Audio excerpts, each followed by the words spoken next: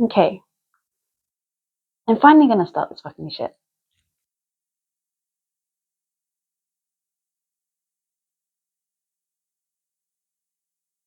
Being enough? What do I want to say about being enough? I'm a bit done with not being enough. Being enough is the social construct that doesn't make sense anymore. It's an invisible wall that holds us back.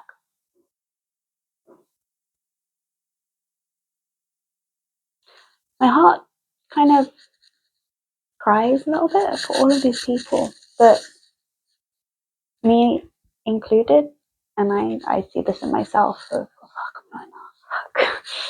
Not hot enough, fuck, I'm not pretty enough, fuck, I'm not talented enough. I didn't go to like art school, so I'm not an artist. I'm not a good enough lawyer, I'm not a good enough business owner, like, didn't have enough money, so not good enough. Can't go out, not good enough. Hey, I don't speak the language, can't go, not good enough. Hey.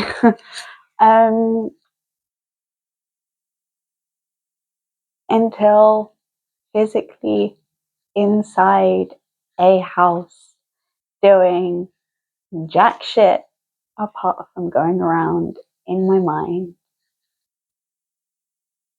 even ashamed of that, to not step out, just go for a walk. Not enough, not enough, not enough, not enough. Scarcity. In scarcity, the self-doubt,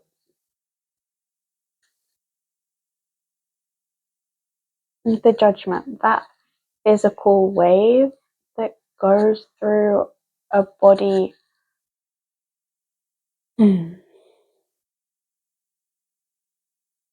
And then you start shaking. Just, and then you start shaking, but then the hips start shaking. You're like, keep it down at the bottom, please. But then it kind of like goes up, and then you feel this in the chest. And don't get me wrong, like, out of all of my friends, I've always been the feisty, oh, fuck it. You know, just go do it. Go do, go do, go do. And then last night I had such an interesting experience. Conversation. The conversation was small talk. But what the other person said, like, fuck. Okay, interesting. So, having gone to a private school on a bursary, not exactly the richest, but like, there's something. So you can go in, golden handshake, clerical error, not enough. Then being lucky enough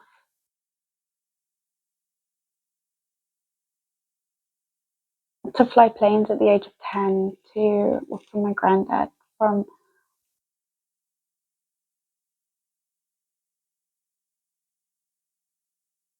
playing hockey and being the goalkeeper, from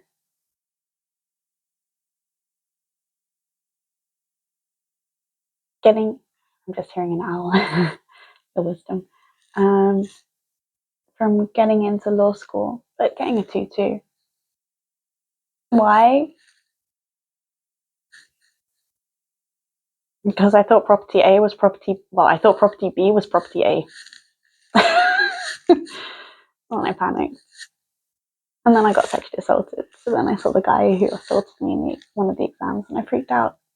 And that's okay. That happens. But then somehow my magic throughout my whole life has kept me in in the right place at the right time and the right group. And then yesterday, well, being in this not enough prison, I kept on wishing, that star I see tonight, I wish for whatever it is. Dear universe, please can you let me live near my atelier and near the mountains and near the forest and near the sea.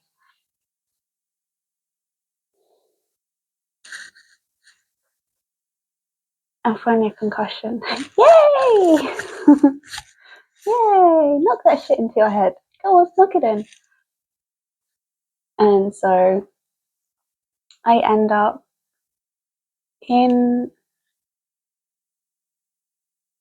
a town in the Netherlands that is like my school. Once again, a golden handshake. I live in a property that's meant to be demolished. So I have a loan agreement rather than a rental agreement. The golden handshake. And like I get to be a part of this like town club for a very limited, very small amount of membership fees. That's how you see it. I live in this country in the Netherlands that's like on very small membership fees. How it is, right? The state is a club that we all join.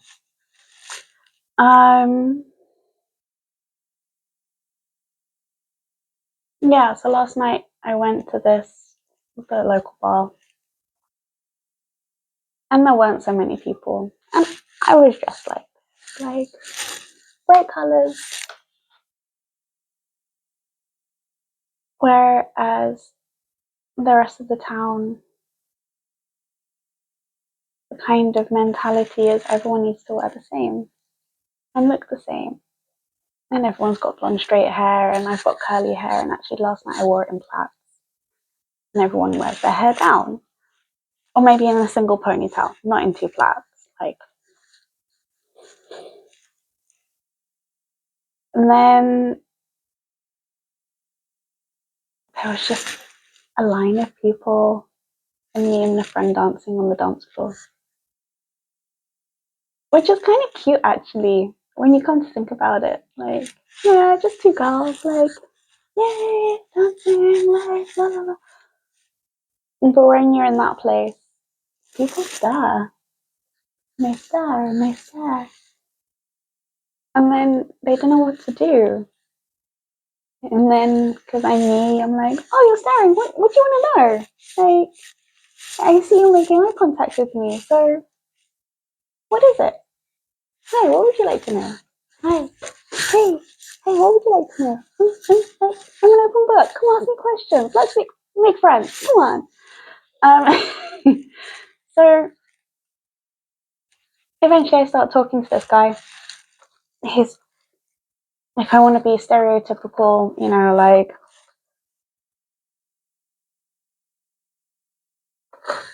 yeah, the rich kid uniform. Sorry. And he's like, so where are you from? La la la. I'm like, London, blah blah blah. Why are you here? Yeah, I live here. I'm thinking of my mom being like, I'm here just the same as you, just like you. I'm here for the same reasons you are. Yeah, I live and work in this town. I have my own business. I live and work in this town, same as you. And then I do my like cheeky little thing of like, well, here's the microphone. What about you? Huh? Yeah, you want to speak? And I was like, so what are your hobbies? And he's like, well, I like to play hockey. I was like, oh, great. I used to play hockey too. I was a hockey goalkeeper. Blah, blah, blah. And this guy was not expecting that. Especially coming from someone who's like 155 and 48 kilos. I'm fucking tiny. Tiny. I've always been tiny, but I'm fast. And I'm a bouncy ball. And he's like, oh, that's actually a flex. I was like, nah, it's normal to me, mate. It's just normal. So we just started talking, and I was just sharing, like, yeah, I've played for women's teams, I've played for mixed teams, I've played men's as well occasionally. And he's like, oh, you're better than me. And I'm like, pardon? You're like some fucking rich kid. How am I better than you? Enoughness. Enoughness. This is all about being enough.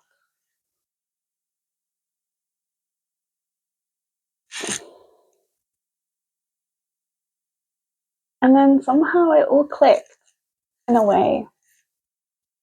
It made me realize, like, fuck, we're all living in our trip of not enoughness. Is this how I am? And so this is what I'm projecting. And then the conversation continued, and the guy was like, you're real. It's like, yeah, of course I'm real. I am a real person. But I think it was shocking for him because he never experiences someone who's just fully themselves.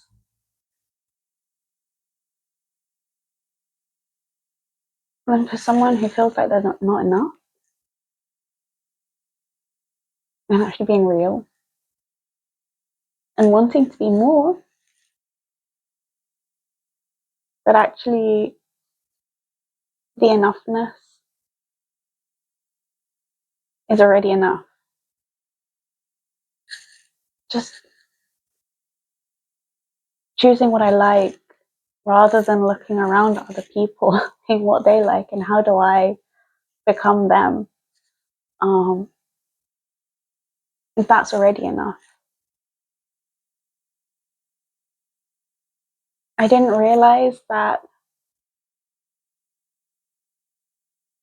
me being me is following my own path, carving my own path out, and doing me. And that is so, so, so enough. It's ironic because I come from the fashion industry. It's ironic because I was a fashion lawyer. It's ironic because I spent how many years with my head in fashion magazines. It's ironic because I was a Jewish lawyer working in the fashion industry, fashion lawyer. Ha ha ha. I'm an artist. I'm a scientist. I'm authentic. I'm intelligent. The thing that I really realize is that I'm an only child. And I'm an only child, and I live in my own land of, but I like this. Or, you know what? All the choices are a bit shit. So out of all of the choices, I'll pick that one because that's, yeah, the best out of all of them.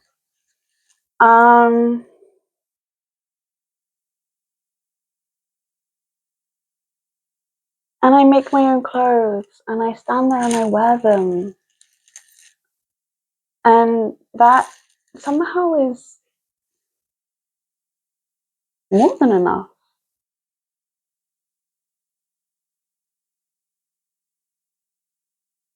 And so then how can other people become enough? I remember an ex said to me, it was a Jack Kerouac book. I want to say On the Road. I can't remember. And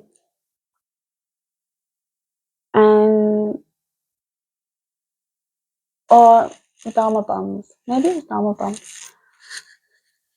That comparison is futile. Comparison is unnecessary. You don't need to compare ourselves. because then it comes back into our spiritual path. Like, we're all living our own lives. Like, why do we need to compare ourselves to other people? And we tell, like, teenagers this now, except born in 89, you didn't get that kind of stuff.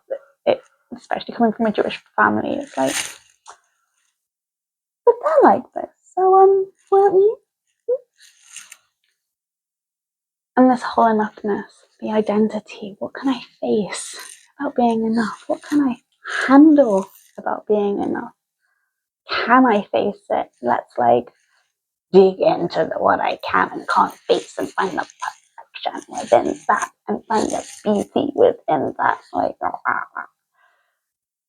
it gets a lot. Like, it's a lot. And so, and somehow having this conversation yesterday with the dentist, like, just telling him that I used to play hockey, just telling him that I was a goalkeeper, and just telling him that, like, my school had a military contingency and it was also a boarding school. That was enough. That was enough. That's like two parts of me from like such a long time ago. But for me to now say, like, yeah, I'm an artist, yeah, I fix my own car, yeah, I make my own shit, like, I have a tea company, all of this. Let's have a conversation about, like, the organs connected to teeth. If I were to tell him that I sometimes do my own dentistry, then he'd be like, what the fuck? How? You know?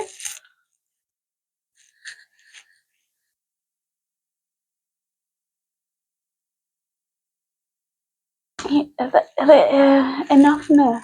Like, we beat ourselves up, we punish ourselves, we have so much anxiety, we're hard on ourselves from our parents, from our school, from comparison, expectations.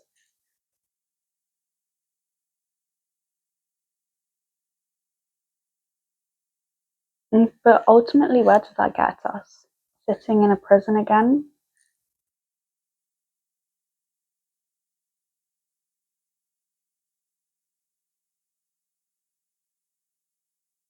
My face is scrunching because I think I can hear my upstairs neighbor having sex.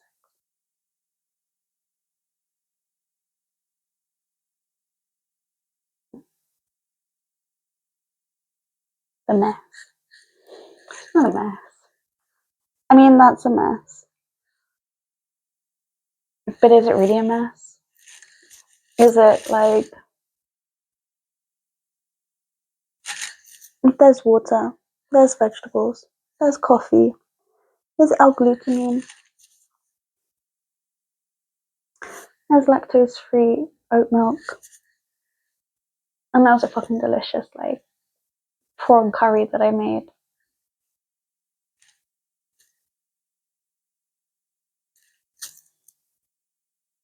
Like, is that actually a mess? Or is that I need to just go do something else and it can wait for me? Because I'm living my life and there's only one of me in my own life. And I stand here by myself and I move to a new country and set up a company in a new country. Not speaking the language, not doing any like market due diligence, anything. I'm gonna flip a coin and just go see what happens and build something there. How can you like talk about enoughness when you do shit like that? And then enoughness is about being like strong and powerful in myself. And I've seen anorexia in friends and the enoughness, and I've seen anorexia in cousins and the enoughness because someone else could smell out the slight bit of weakness. And then they'll pounce because actually they're insecure and they need to knock someone else down in order so they can feel secure about themselves because they've made someone else look even smaller than they feel.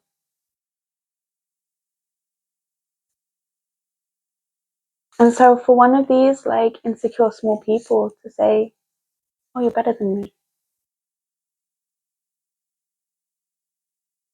Can I take a photo? Is that okay? Yeah, sure, buddy. Yeah, you can see. This is a cool woman. Yeah, yeah, you can. Take this as a token of inspiration. And that conversation has healed so much in me over 12 hours. Yes, I had to walk it off for 2 hours. Yes, I had to go for a walk and process and move my body and let everything just flow. Because, yeah, dancing on a dance floor where, like, the music's just like, and it's not moving anywhere and nothing is just moving. It's just,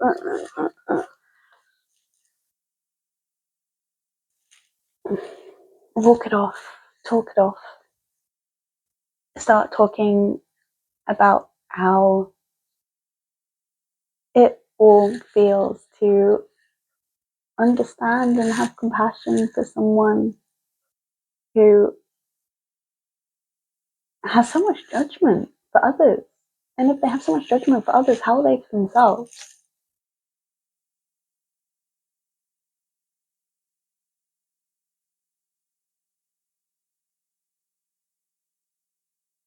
She's really thumping a lot upstairs.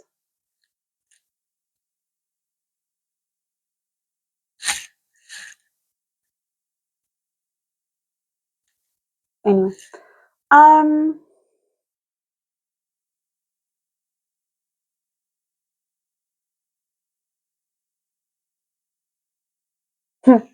judgment, hey? Good on them. Ultimately, that's the only thing. The only thing you can do is say, like, I've been messing around today.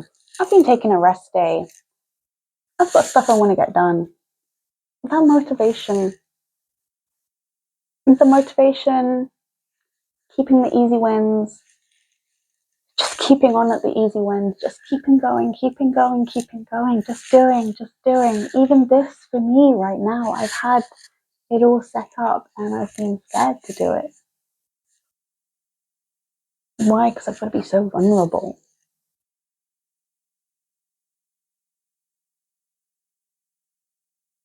And if I can be vulnerable to my friends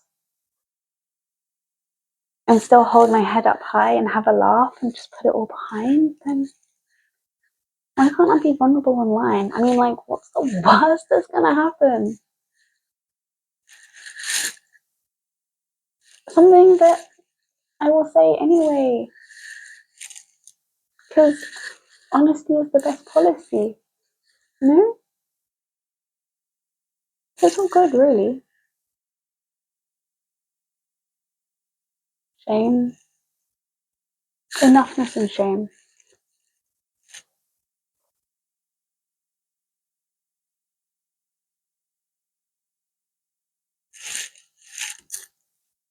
Visionary, alchemist, communicator, innovator.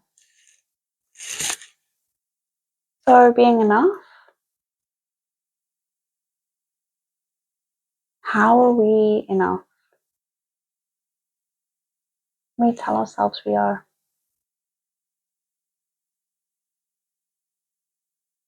Surgeons,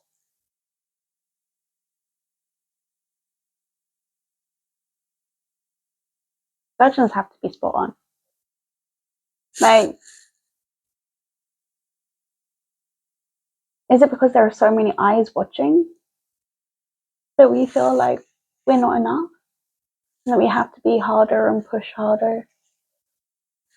I mean, ultimately, if a surgeon's not spot on, then like, someone's life is damaged. And there's support for that. But then if we look back, is that ultimately the path that they signed up for coming into this life? And then ultimately we need to be like, okay, we will help, we will support. But take accountability and be peaceful and like enough, enough, enough. The chain cause of reaction.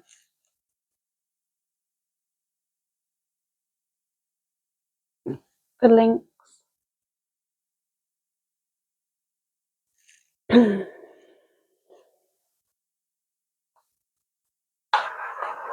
Had something being done at the beginning, it means that it wouldn't be like this at the end. Taking accountability, taking responsibility. Do we regret that we didn't take the action then? When I'm 36, there's so much that I did not do and I should have done and I could have done. I didn't do. So,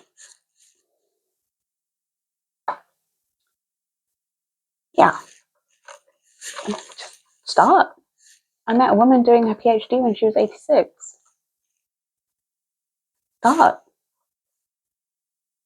You're always enough. I'm always enough. Probably more than enough, actually.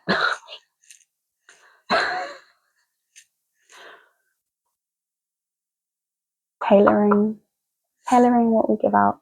Reading the room. It's crazy, but just saying I was a hockey goalkeeper, that was more than enough. I've got so many other things. That was crazy. Really crazy. Yeah. Anyway, it's helped me a lot, so I'm grateful for this. Yeah.